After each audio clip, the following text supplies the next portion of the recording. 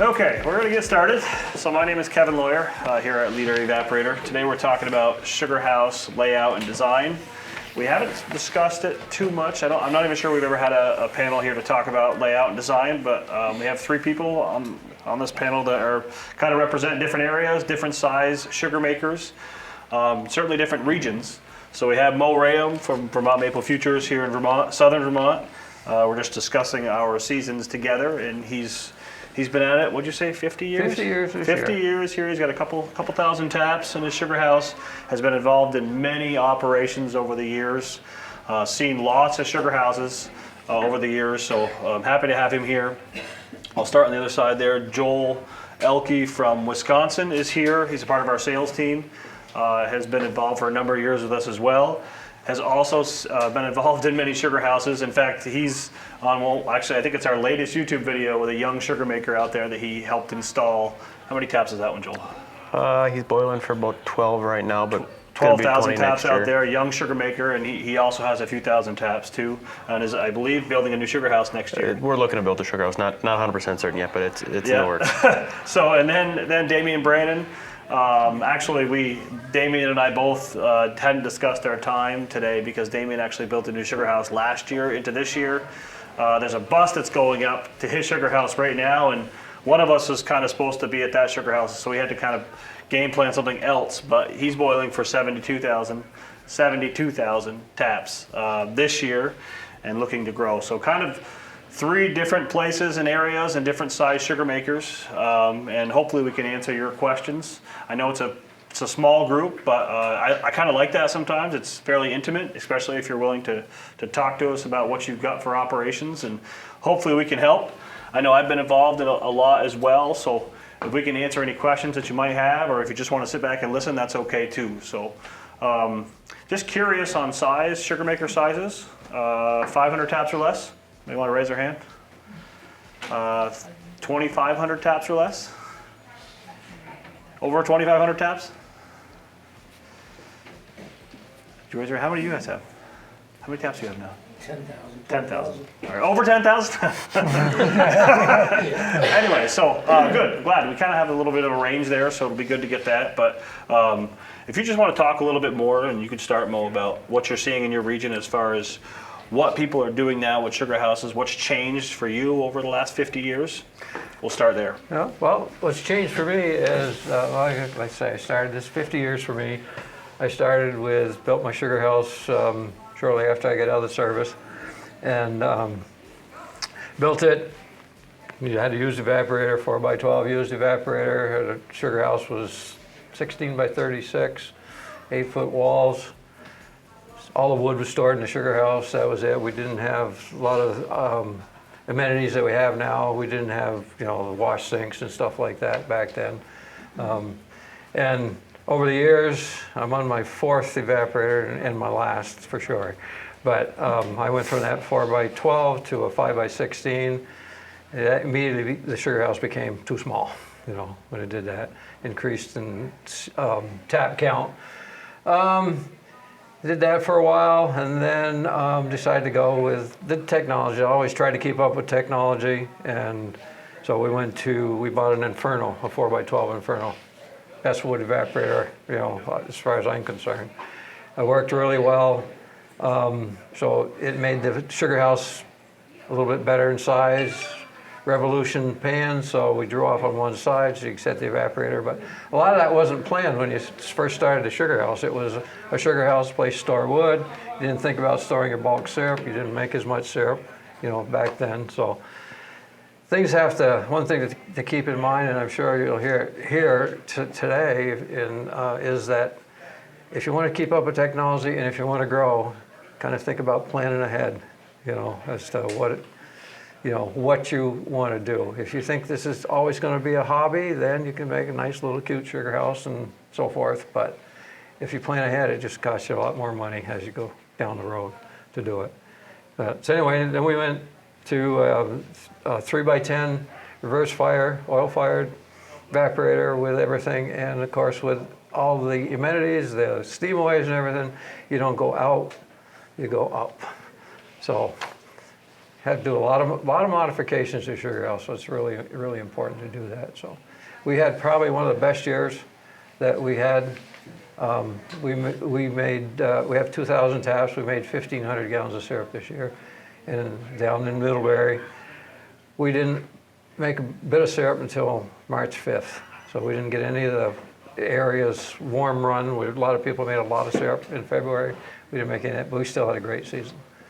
But so the potential's out there to make a lot of syrup. The smaller you are, I think probably the easier to make a larger amount of syrup from your tap, per tap.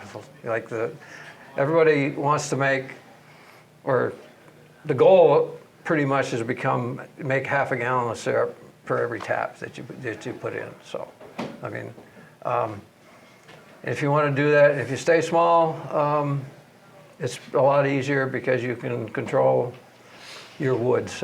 Is more important than the sugar house, really, because your raw material is in the woods, and if you're going to use vacuum. If you're using just buckets and doing that, it's all about Mother Nature. I mean, you can't increase your sap production unless Mother Nature lets you have it. So anyway, that's my story. So been at it a long time, 50 years. I think I got it right this year. Damian, you want to talk about what you did? And then here comes next year. Yeah, right. No, I built 2 sugar houses now. I built one back in '93. The one we just took down to put the one up that we put up last year. But on the other hand, like he was saying, it's you got to look into the future. The one we put up, fortunately, I've always said people build a sugar house and then they grow in taps. That's the hard way to do it because it never comes out right. We paid the price in the old sugar house. We were way oversized for the building, for the evaporator. But I grew and then I built the building. So I knew what I wanted when I built the building. I knew what I needed. So we did put up a building that's 71 by 148. But anybody can sit here and say we were 72,000 taps. We need something totally different than you do. Yes, we do need something totally different than you do, but that's just space. A lot of the stuff that I did in that building, anybody at any size can use to benefit themselves. I mean, there's perks that I did to save time and energy that can be in a building where somebody has 1,000 taps or 1,500 taps. There's a lot of that plan, that floor plan that will fit into your plan that'll save you time and money. But I just did it on a bigger scale. And if anybody's seen the sugar house, they would probably tend to agree. You could just take that, downsize it, and put it into a smaller building, and it'd be very beneficial to you. By that, I mean a lot of it, if you say, okay, I'm going to build a sugar house, let's call in the cement guys, put in the foundation, put in the floor, and then we'll decide where everything goes. Well, you already decided where everything goes once you poured the concrete.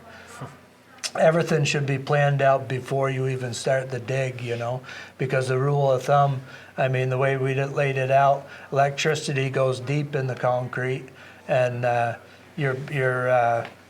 anything that you want drained, I did trench drains around the building so we could drain any permeate and syrup and stuff. So the bottom line is the electricity gets buried deep, the fuel's on top of that, and then on top of that, on the surface in trench drains, we put the liquid that needs to be drained out. So I have water wherever I would like it in the building. All my syrup goes in the trench drains. There's no hoses on top of the floor. And like I said, it's just a bigger building. A lot of that stuff, if you think about it, can be done in a small building, just on a smaller scale. And I think everybody, anybody could think, well, it took a lot of money to do that, or that's a lot of added expense. I think, in my opinion, the thing that cost you is the thing you did wrong, not the thing you did right. The thing you did right will save you money in the long run. I mean, that building's going to be there a long time for me. That's going to save a long time, over 50 years, if you think about it.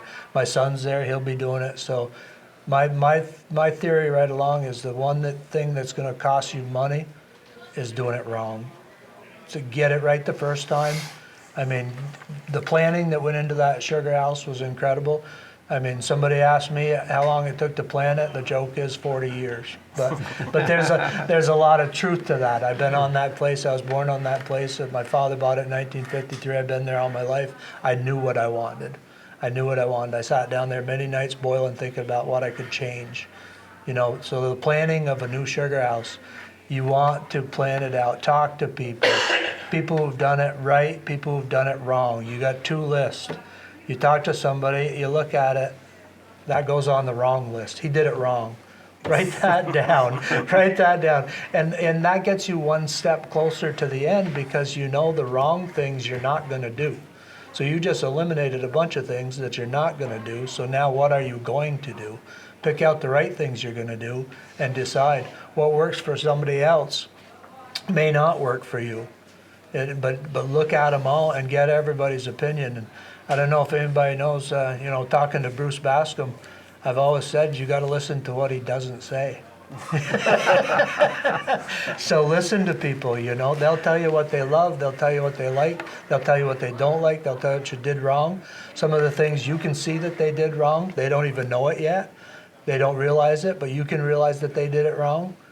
But get your list out and make a plan long before you call the guy to pour the cement, because a lot of pipes can be buried in the cement where they don't have to be. Once the cement is hard, you have no choice.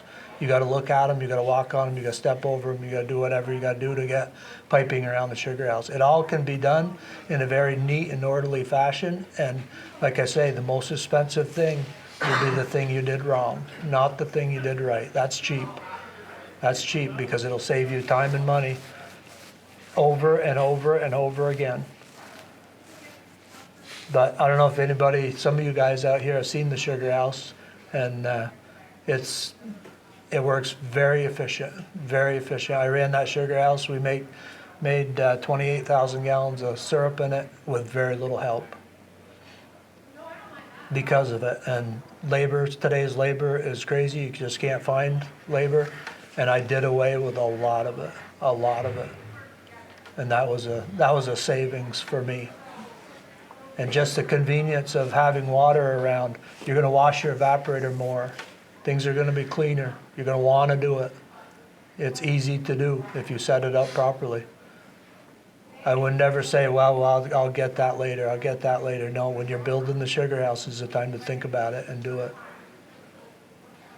But we have 72,000 taps, and like I say, I made 28,000 gallons of syrup. And looking forward to next year. These prices here are a little blip in the game, but we'll get rid of the extra syrup, and I think next year's a fresh start, and we're looking forward to it. Joel, you're kind of on the other side of that, where you're just really getting going. I know from my time spent in Wisconsin that there's a lot of trees, a lot of beautiful trees there. You've 2,000 taps-ish, and you're... So, yep. I'm running 2,600 taps. I had 2,600 taps last year. Hopefully we'll be 4,000 to 4,500 next year. I have those taps available on my property. I just got to get the tubing hung. Not 100% certain if we're going to build a sugar house this year yet, but it's going to happen in the next couple of years. I'm selling sap right now in a partnership, but I'm hauling sap a long ways, and that needs to come to an end as I grow my business. I want to start boiling again. In my location, I'd like to build a sugar house in my woods, but we are in a location where there is no electricity, and there probably will never be electricity in the foreseeable future. So we have to do things a little bit differently because of that. Everything's going to be run on generators. I'm 2 miles from the end of the power line. And the last time I talked to the public service company about getting power, I was told $100,000. That was pre-COVID and pre all the wire price increases. So I haven't even asked that number now, but it's probably out of my budget. So that changes things a little bit.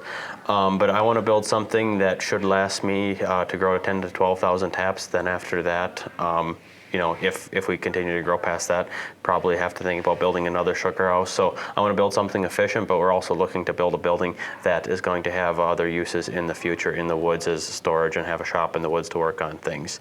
That being said, like Kevin had mentioned, I've been involved in quite a few sugar house designs and layouts. So the one thing I will say is, just ask around. Talk to your equipment salesman, talk to your friends, talk to your neighbors. Go see as many sugar houses as what you can before you decide to do something. There's a lot of good ideas out there, and as Damian mentioned, a lot of bad ideas out there. So keep track of both of those, and when you see things that don't work, remember them. But when you see things that do work, remember them. Build the sugar house to expand, but also don't have all of the expansion in mind, because there may be a point when, like I talked about, just building a new building makes sense too. So if you're looking at building a new building or adding on, sometimes the additions can cost more than new buildings, and it still won't work as efficiently as what you want it to. The labor is definitely something to think about, to try and boil and clean with as few people as possible.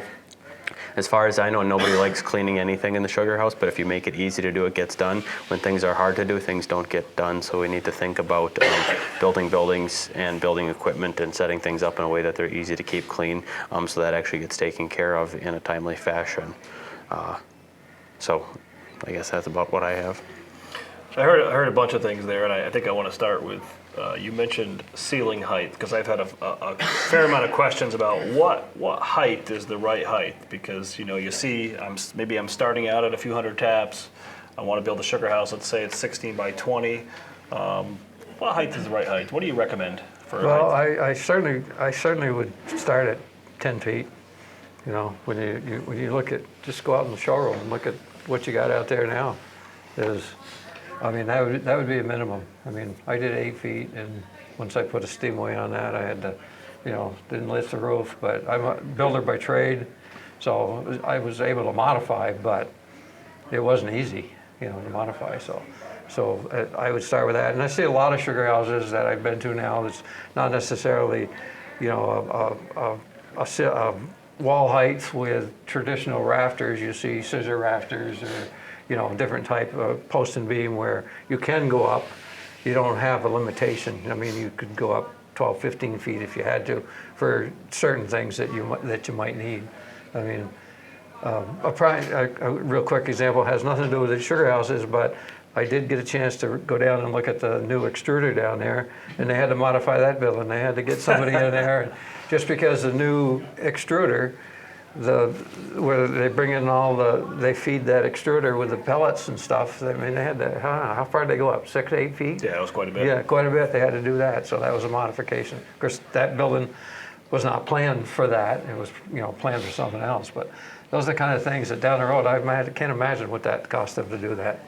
And the same thing in your sugar house. So a lot of different types of construction you can do, but everything I've seen in the last 20 years is everything goes up, it doesn't get wide. Until they did this Freedom Pan, which is kind of nice. Think about putting that big evaporator that's out there, 6 by 16 with a wash system and everything. Takes up a lot of room. So real important to think about your future plans. Saw some 500 tap hands go up and 10,000 taps, and I don't know what your plans are for more, but important. And when I built my sugar house first, I say I just had gotten out of the Army a year before that, and I just built, it kind of hit home.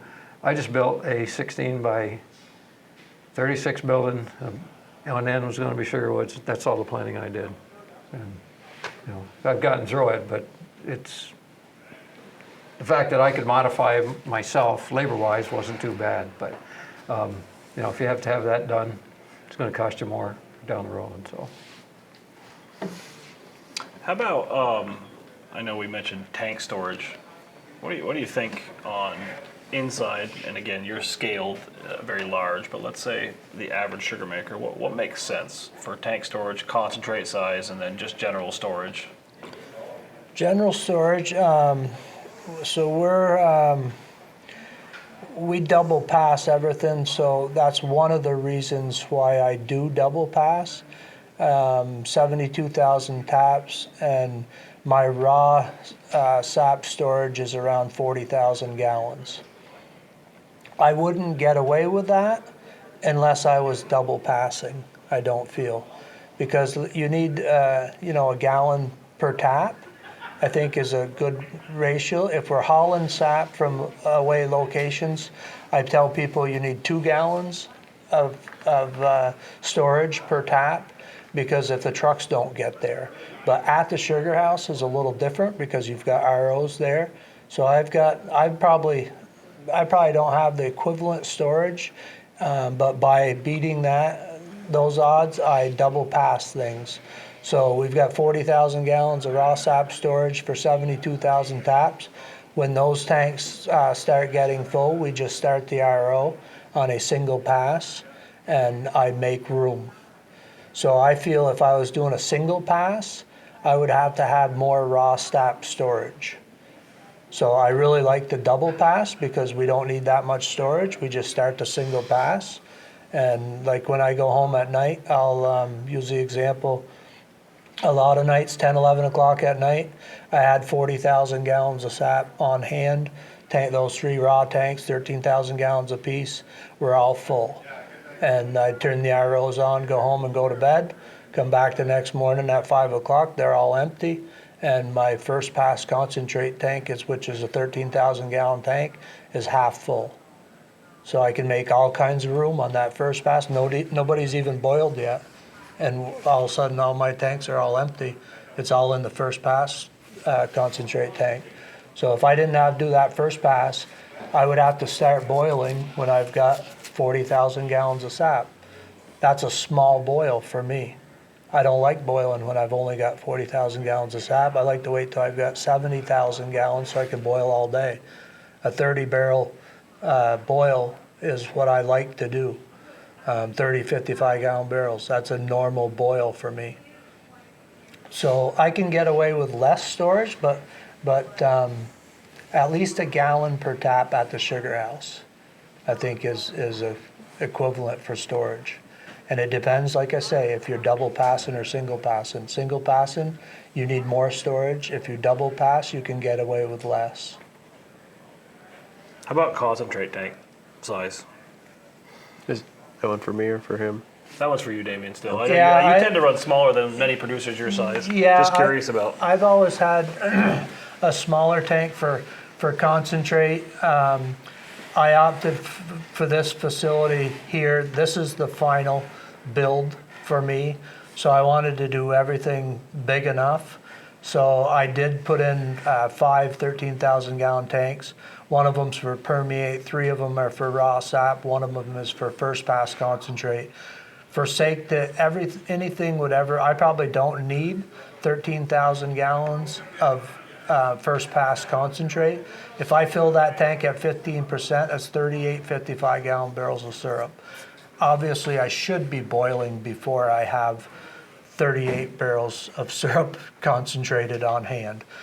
But on that larger scale, if something ever went wrong, I may need that storage. So I opted just to put in a 13,000 gallon tank for first pass concentrate.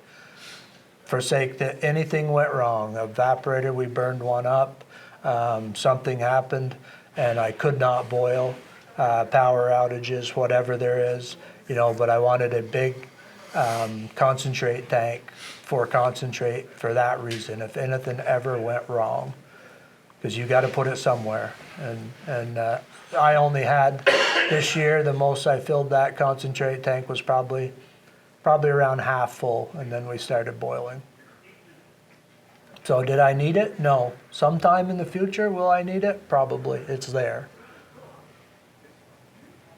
I know that in his past sugar house, his concentrate tank for the tap count that he had was 300 gallons, which I think is smaller than most sugar houses The final concentrate in the tank country. was, yeah. 300 gallon tank for 50,000 taps for concentrate. It's pretty small. Is anybody building a new sugar house? Is anybody looking at building a new sugar house? Just curious. You are? How many taps do you have? 400 right now. 400, and you think you're going to grow? Is that your plan? Yeah, our property we could do at least 600, and then 600. I'm surrounded by woods, so there's plenty of potential to talk to neighbors and whatnot, or go somewhere else local or something. So we're in a 12 by 16 shed right Yep. now. I mean, I built it for syrup. Yep. There's a cupola on it, but we have a 2x8 evaporator, and I got 2 totes stacked in the corner with a insulated closet for our RO. And so you imagine that in a 12x16 space. Pretty tight. Like, I don't really get visitors, I just do it myself. You know, you do this with everybody. There's just 2 big doors on the front that I open up basically when I'm boiling, and then once it's really crappy weather. So yeah, we're looking at putting something, at least, well, still planning, but right now I'd like to build a 36 by 48 building, which half of it's gonna be more of a garage, Okay. dual purpose. We got a small farm as well, so it'll be so probably 24 by 36 with an outside lean-to for tanks and whatnot. So Yep. thought this would be a good place to come and just kind of listen to what everybody likes to do and stuff. Well, you know, the thing about it is too is it's meant to be kind of a sort of sharing. You know, I know the things that I've heard so far automatically are high. You know, that first initial roof line needs to be high. 8 foot's not high enough. Like I'm planning on timber framing it, so Yeah. it would be a 12 pitch roof. Yeah, Yeah. so, You know, I could have 3 steamways probably. How high are your walls? You think you're going to start at? So I'm gonna have some of it open. If I had there's a set of plans that I plan on buying, or at least modifying with the people that make the plans. There's a place in Maine, from Maine. They do a 10-foot ceiling for the loft space that would be above, but some of that's gonna end up leaving open for where the evaporators are. So it's basically 10 foot to the pitch of the So roof. it's, I think there's a knee wall on the, so I think it's a 12-foot, yeah, I believe it's a 12-foot wall, outside wall.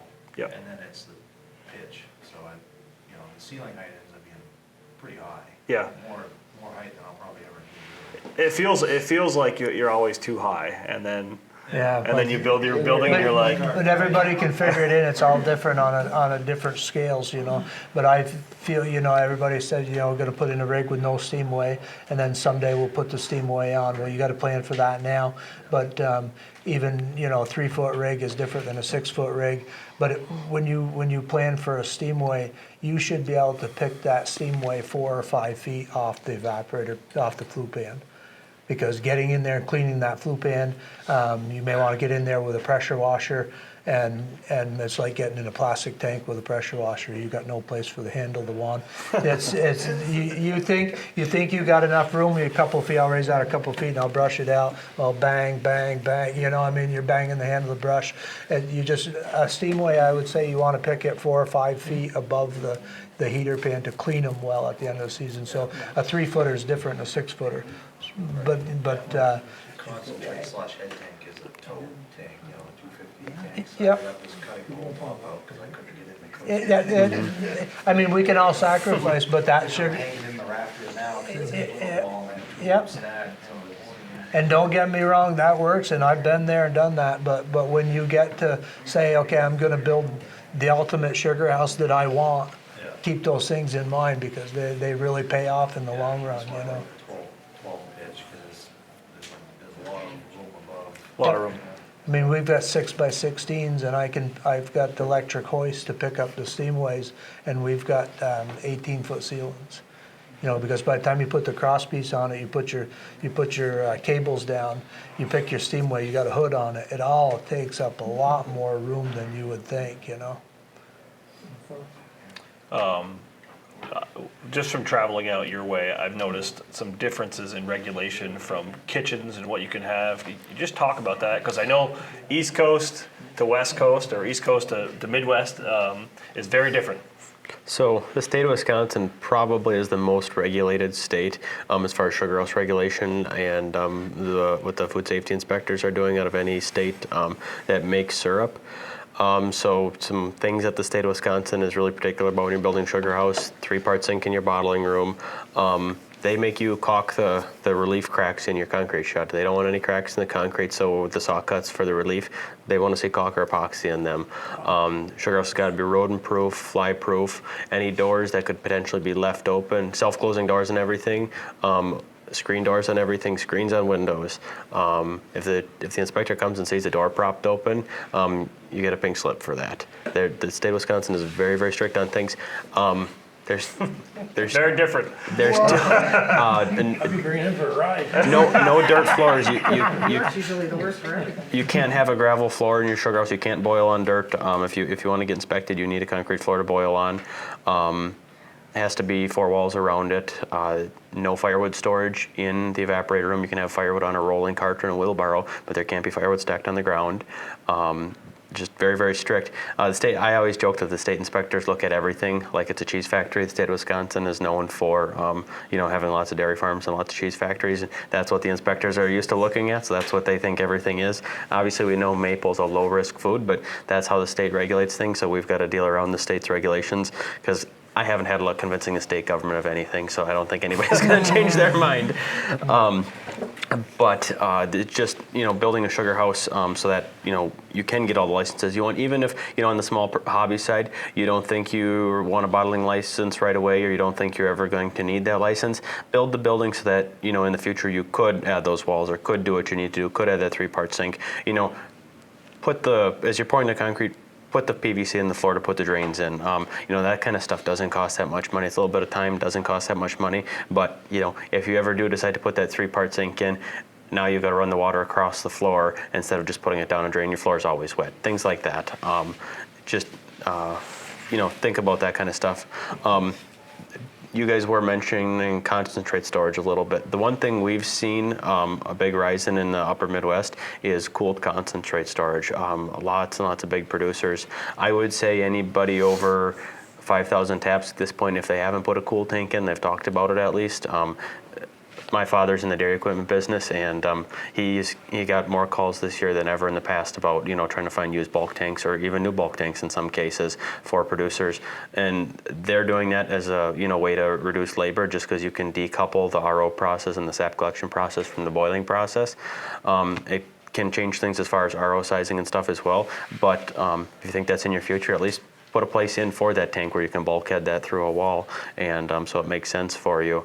But that's another thing that has to be thought about in the design of the sugar house. We need a spot where we can put it in the wall, or even a spot where the wall is framed out. So all we got to do is take the wall sheeting off, put the tank in, and re-put things together. If you think that might be in your future, that kind of stuff doesn't take a whole lot to do when you're building a building. But if you've got to go back and now bulkhead a tank through a wall and change the structure of the building, that can get a lot more complicated, making sure it works with your building. So just again, things like that. Build it for what you want to be in the future. Build it for the building that it could be in the future. No, I agree. One of the things that I see, and especially going up to your sugar house, is when you start building, you kind of think about, if I could just kind of puzzle everything in together, it'll all fit, and it just will be big enough, so it's fine.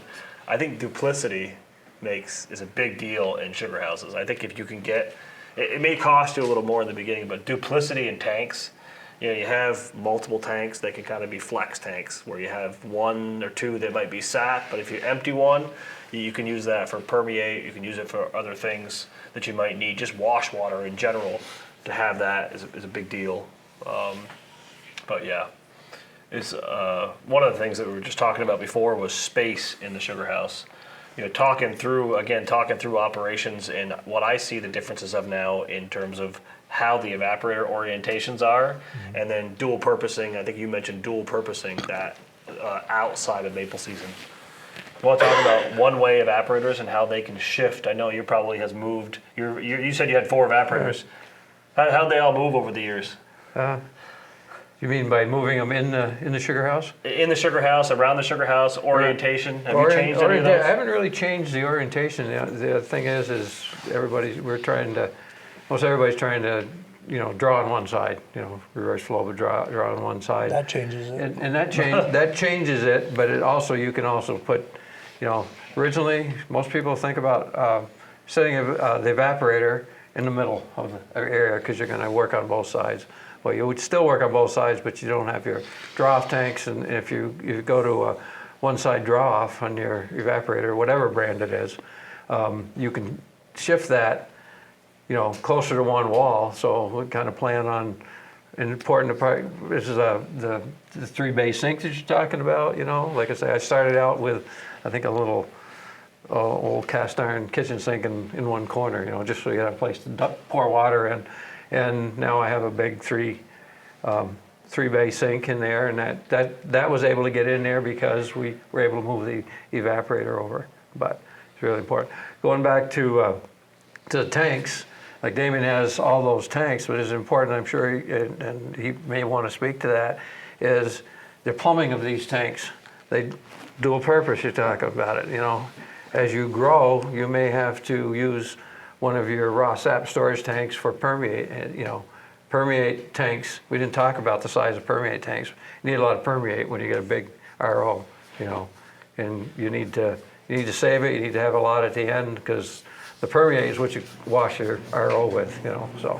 I don't know if you want to speak to that. Yeah, no, he's exactly right. I have one tank that's dedicated to permeate, and then I have a second option tank that if I want to concentrate the sap out of that tank, the second tank, and then I've got 2 other tanks would be full of raw sap at that point, and I could use the second option permeate tank and fill that up too.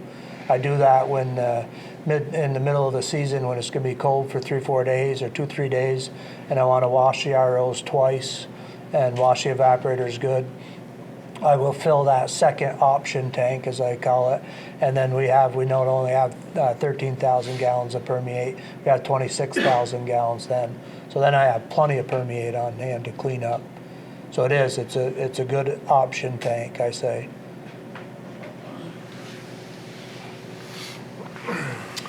RO machines. I think I talked to one of the groups over there about RO machines and whether or not you use them or not, but RO machines and concentrate storage, membrane volume by water. What's the right choice there as far as how much water you need? Because I think people lose sight of that some, and how much water do I need to clean my RO? If I have a 1-post machine, how much does it really take? What do I need for storage? Well, I think when we started, you know, I remember before I had an RO and we first talked about it, you know, we were talking about a lot less storage of permeate water to clean than what you really need, you know. It's never too much, never too much. And I think maybe Damian say probably at the end of the season, he tries to accumulate some permeate, because at the very end you have, you know, you want to have enough to do all your washes and your rinses and your acid washes and so forth. So it's important to have that extra. To me, it's more important because you can concentrate, you can make room, like Damian said, you can make room for more raw sap, okay? But you need to have enough permeate storage to really clean your ROs. I mean, I see a lot of cylinders out there where they've brought their membranes in to have them, you know, cleaned and so forth. And I've had 3 RO machines. I've never changed a membrane in any of them. Most of them I've had. One of them I had 10 years, and just keep the machines clean, and it takes a lot of permeate. And if you don't have the storage, it's terrible to have all your tanks full and you switch the valve and it's all going down the drain. You know, around us here, it eventually ends up in the Lake Champlain, so that's okay. But that's, you know, storage is important, and it doesn't have to be. That's part of your plan. It doesn't have to be in the sugar house, lean-to, you know, covered up, you know, with a roof on it, something over it, but you know, not with tank. I'm a true believer in any sap tank, solid cover right on top is not a good idea, you know. I just did some quick math, and I heard Matthew say this morning, he answered a question to somebody, how much permeate does it take? And he said 300 gallons per membrane. And I thought, boy, that's quite a bit, you know. And I told the guy, I said, you know, you can cheat that a little bit. Cheat on your first rinse, don't cheat after soap. Yeah. After soap, give it what it calls for, because you don't ever want to get caught with soap in your syrup. You don't want to do that. You want to get thorough rinse after. But I just did some quick math. I got 24 membranes in the sugar house, and the 13,000 gallon tank, that's 541 gallons per membrane. So if I rinse, wash, rinse, that's 300 gallons, is like Matthew's saying, 300 gallons per membrane per rinse. I'm right in that range. I'm 541 gallons per membrane on 2 rinses, a rinse, a wash, and a rinse. So is he right? Yeah, that's about what I'm using. You know, he's right on. 300 gallons per membrane for a rinse, wash, and a rinse. That's, he's not 300 divided against. No, he's 300 on a rinse, and Yeah. then you do your wash, and another 300 on your second rinse. And I just did the math on me. 13,000 gallons with 24 membranes is 541 gallons per membrane. It doesn't seem like tank storage is that crucial, but it becomes the most crucial piece to your whole operation. It does. It is. If you break down, you realize very quickly that Yeah. you do not have enough storage. Yeah. And, if you always if you're forget not about it. if you're not enough storage, okay, so if you don't wash those membranes the way they should be or rinse them the way they should be, does it take 2 years off that membrane's life expectancy? That's real cost. Yeah.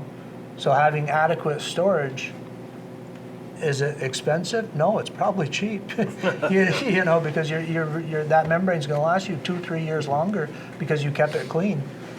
Nobody ever complains about having too much permeate around. I have never No, once no. in my career heard a sugar maker say, "Well, I No. wish that third permeate tank, we really didn't need that." Yeah, no. When you get to the end of the season, or you start having manganese problems, and the ROs start washing really hard, and you start cycling soap and acid washes to try and get membranes cleaned up, you can use just huge amounts of water really fast. And I tell guys a minimum of 500 gallons per membrane. There's a lot of guys that are 1,000 gallons of water storage per membrane, and they're still using it all. They don't have extra water sitting around when they need the water to wash the membranes. My storage, my raw sap storage is 3,000 gallons. My permeate storage is 6,000. And that's for how many taps? That's for 2,000 taps. 2,000. So we got Yeah, a, we so got a they- good, we're oversized RO for that operation, but for me, at 80 years old, it's kind of nice to be able to turn on the RO. We have to haul our sap, but it's easy to go in, turn on the RO, get ready to start boiling, and that big RO keeps up with my evaporator. And See that right So- there? That's the difference between single pass and double pass. that's right. You've got 1.5 gallons per tap storage, Yeah. and he does a 1 pass and starts boiling when he starts his RO. I've got 0.5 gallon per tap Yeah. storage, and I double pass. So I think that's right. I think it saves me, Yeah. 0.5 gallon Yeah, storage per right, tap by exactly. doing a double pass. Exactly, and we have it, and I heard you say 15 is, Yep. that's where we're Yep. talking the same concentration. Yep, 'cause that's- yep, it's just that's 2 what we ways do. to get there to that get same, there, yeah. exactly. Yeah, and you can have a smaller RO if you double pass. Because while you're hauling sap or working, and you can have that on that single pass. And then for an RO to go from 15 to 20, if you want to boil 20% concentrate or whatever. I don't want to sit here and say you got to boil 20. If you want to boil 12% concentrate, you're going to 8 and 12. That second pass will keep up to your evaporator, a smaller machine, because it starts out at 8%, not 2. So I got a 6 membrane machine that going from 15% to 23 will give me 950 gallons an hour of 23% Yeah, concentrate. yeah. Because it's starting at 15, not 2. So it's a huge difference. Huge difference. You can get away with a smaller machine. You're going to run that smaller machine a lot more hours, but you can get away with a smaller machine by double passing.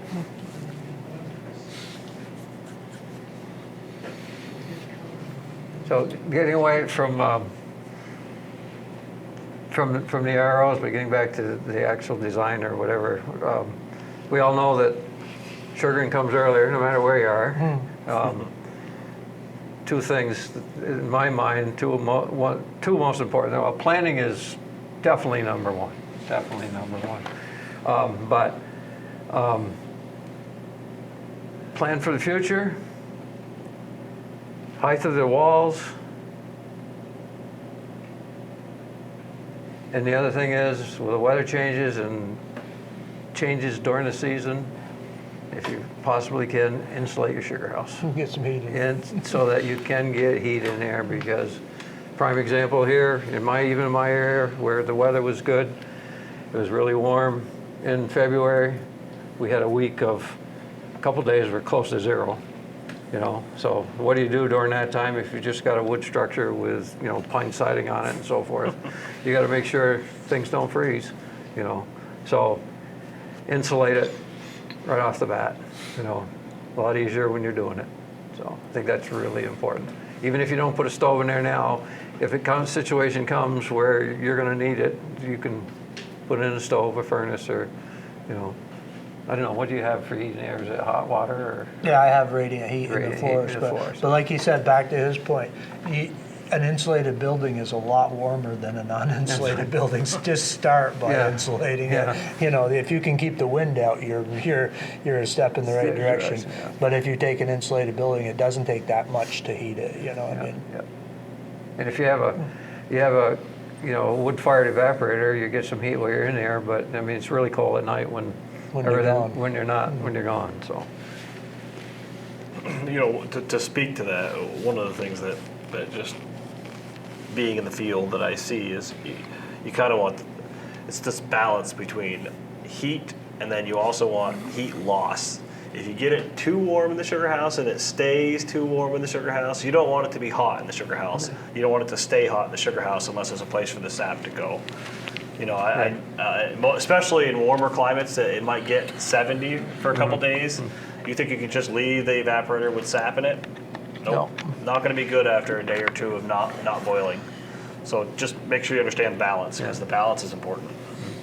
we never took sap out of the evaporator in the old sugar house, and now if it's going to be cold for a week, we put it in barrels and put it outside outside the building. Let it get cold so it'll keep for a week. If I leave it in the building at 50 degrees, 55, 60 degrees in there, it'll spoil. Spoils quick. And of course, insulated building is not going to get as hot if you get a hot spell either. So Yeah. That's what my son came up with the idea. You talk about cooling concentrate. We were thinking about maybe putting a bulk tank in to cool the sweet stuff in the flue pan and front pan for when you have to let it set for a week. Just throw it in a bulk tank and keep it cold. Not have to barrel it and put it outside. I've got a 400 little gallon bulk tank. We might be able to just pump it right in that, turn the coolers on. yeah. Might be easier to handle it that way than putting it in a tank and putting it outside, keeping it cold. Questions? We've been talking about. Does anybody have any questions or? Would you, as far as drainage goes, like the sugar house drainage, sap, is that a gray well issue or how do you? We don't talk about water treatment. No. Depends on where you are. Well, now that we're H2O, also. I know go ahead if you want. Do you guys need discharge permits in the state of Vermont? So one thing I'll say about the Vermont, New York, the East is it's sort of like the Wild West to a certain point. The spotlight has not shined on us quite bright enough yet, which may protect us some from having to worry about permitting but it may eventually. But I know. Go ahead, Joel, if you want. We need discharge permits. Anything over so many cubic feet of water per day, we need a discharge permit. And then you can let it go on the ground via your discharge permit, but there is rules. The DNR wants to know approximately how much water you let go, the pH of that water. They really like to see you neutralizing your soap water and your acid water coming out of your ROs or your pans. The DNR hasn't cracked down terribly hard. There have been some instances of people getting in trouble. One instance I could think of where they really made an example out of a guy. But there is a list that's publicly available of every sugar maker who's got a bulk producing license or the food license that you need to make syrup. The DNR and the DATCAP or Department of Ag Trade and Consumer Protections don't talk to each other necessarily, but I do know the DNR looks at that publicly available list and is looking who's making syrup, and they're keeping an eye on it. I anticipate the way things have went in the state with some other environmental issues and water quality issues, that it's something we're going to see a lot more of in the next 3 to 5 years. So just think about it. like I said, they'll let you let water go down the creek or down the stream, but you need that permit to do it, and they want to keep an eye on it. They want to make sure you're not doing anything you shouldn't be doing is what it comes to. I mean, none of us want to be letting too many toxic chemicals go and, end up in the stream where our kids are fishing out of. And that is coming in Vermont. I mean, it's not, down the road, I'd say within 10 years, we're going to be in the same, or less. I mean, they got started on some of that stuff a few years ago, but then funding and everything with the state, the people they had working on that, the jobs were, they didn't have the jobs anymore. They were eliminated, but it's coming. It's coming. Yeah, I think the key, at least for anybody that's new, is do the best that you can do. Yep. Be mindful of, the time of year for us is when the ground generally is still frozen. So if you have a steep, there's some sort of a decline in land directly into a stream, probably not the place you want to put, or especially a lake or a river, you don't want to put, chemical especially, but really anything. I mean, permeate water, most people think that permeate water is totally safe, but it's demineralized, so it's going to have, it'll pull minerals back in. It's usually not. It's hungry water. Yeah, usually it's not good for plants or The fish other life or anything. Point, not only demineralized, it's deoxygenated as well. So it's trying to pick oxygen out of anything it can, including streams. So if you're putting large amounts of permeates in streams, it's not good for aquatic life because of the fact that you can drop the dissolved oxygen levels in the water pretty significantly. I've heard that it may be coming that your permeate has to be discharged 100 feet from a brook or The a ditch. distance, Yeah. that's one of the biggest things. Filtration process. Yeah, that's one of the biggest things that they were looking at when they were doing some studies Well, how far are you from a stream and, what's your topography and, what the runoff is. So when you're thinking about where you're going to set, build your sugar house, keep that in mind. It's nice to have a little sugar house, a little stream outside, but that may come back and bite you. One thing too would be easy if you're building a sugar house. What we did, we went to the extent as to keep different drains for every room. So when you dump your evaporator room, your evaporator, your kitchen or RO room doesn't stink because it comes right back up to the drains. So we did separate drains in every room. But one thing that was more important than that, we were trying to look into the future. We separated the permeate from the soap in the ROs. So all my wash water comes out one drain and the permeate goes out another drain. So if they say, okay, we got to take wash water and put it through a leach field, I've got that coming out one pipe out of the building. I don't have to tear any concrete up to change anything. I've got it all right there. So anybody building a building, even if they don't have the regulations, separate those two liquids now, and you'll be all set for the future when they figure out what they want us to do.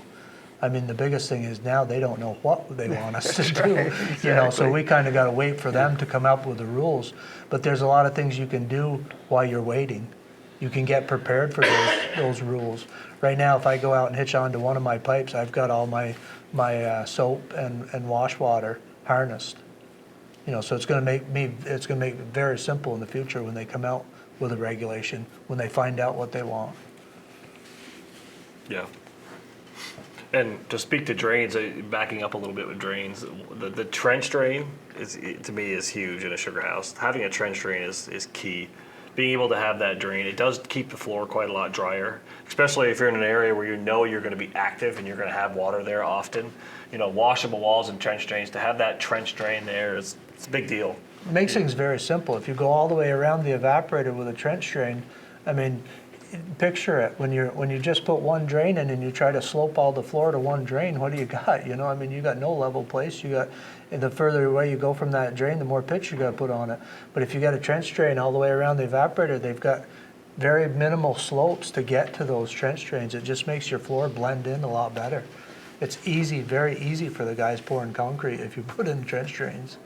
And it's access for piping to get things around the room.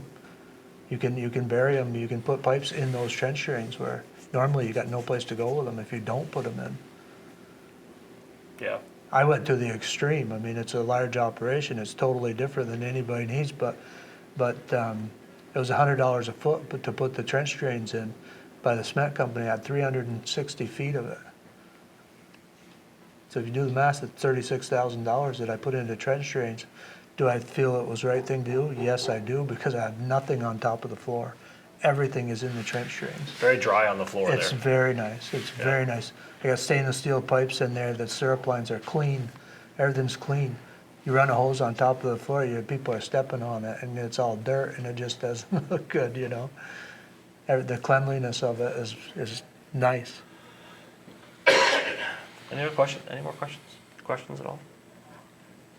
Thoughts? We're about done. Build a dream when you build a sugar house. That's what I say. Build Plan a ahead. dream. One thing I can say, what David said is, you know, you got the do's and the don'ts. Yep. Put them on a list. If you're not, put them on a list and hang on to the list, because you're not going to, you know, until you sit down and, like he did, and spend the time to design that, what you really want, you're going to forget them if you don't have a list to compare. Yeah. And sometimes the best time to think of them is when you're struggling with a situation. Think about it, look at it, how can I change that situation? And you'll come up with the right idea. Yeah, there's, this industry, in the sugar industry, you know, there's not just one way to do No. the things to I make agree with syrup. that. So a lot of different ways, whatever works best for you. But you can get a lot of ideas. The problem that we all have as sugar makers is, I love sugaring, as you can tell, 50 years I've been doing it. I'm going to do it until I can't. But my vision is I will be sitting in a wheelchair watching my son do the stuff There in you sugar go. mills. You know, that'd be cool. But what I miss is, and always have missed, is I would love to go to different sugar houses during the season and say, but you know, you can't. You just can't. And it used to be easier. You could, when higher elevations started Yep. later than we did, and, you know, they could come down and see us, and we could go up and see their operations. They're still going, but everybody starts at the same time. It starts early, so you can't do that. But, you know, your eyeballs on it are, you know, talking about it is good, but if you can actually see it, it really gives you an idea in your head. You know, that's a great idea, but I can improve on that, you know, if you have time. So. Perfect. Thank you. Thank you very Hope much. you enjoyed Thank you it. very much. Thank you.